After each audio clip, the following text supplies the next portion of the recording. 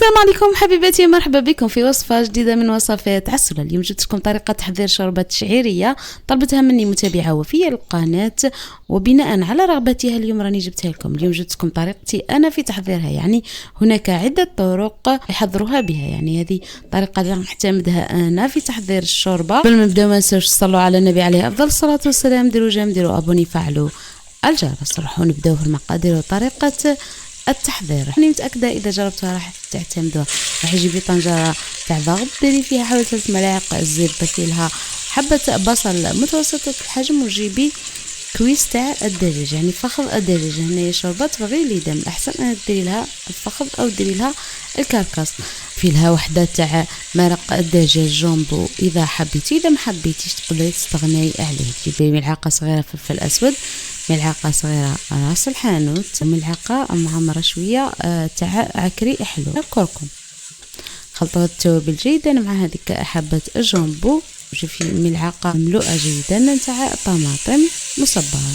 خلطي جيدا، قلي مليح هذيك الطماطم مع التوابل، وضيفي لهم الماء. هنا مرقيت حوالي لتر ماء، كيما هاد الكيكوطه اللي راني نخدم بها حجم تاعها 4.5 لتر ماء. راني درتها في المنتصف، كيما نصف ملعقه صغيره لاني درت الجامبو، مع ملعقه كبيره معمره مليح السكر.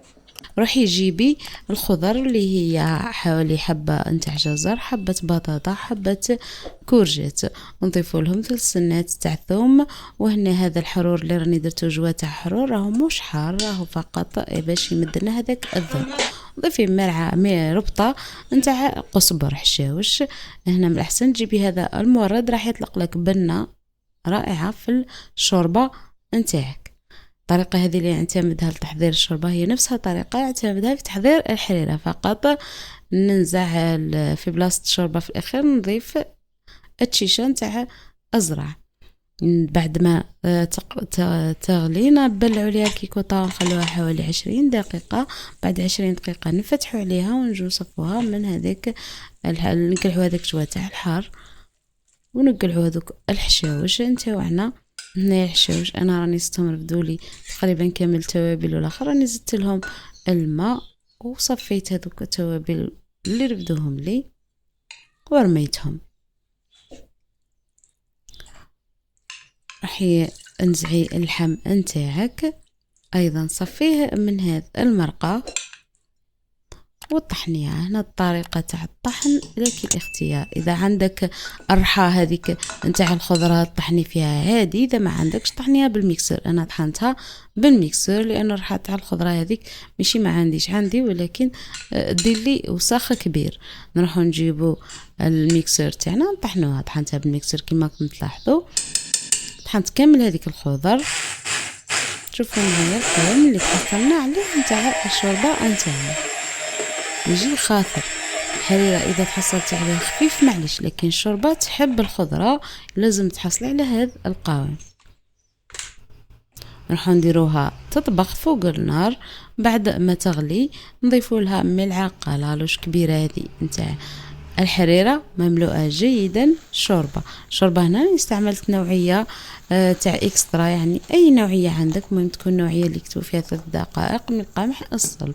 خلطوه هنا مليح، خلوه حوالي 5 دقائق. من بعد نروح نجيبوا قزبر او معدنوس مع الثوم، ونضيفوا لهم حشوش حريره مع زعتر وكمون.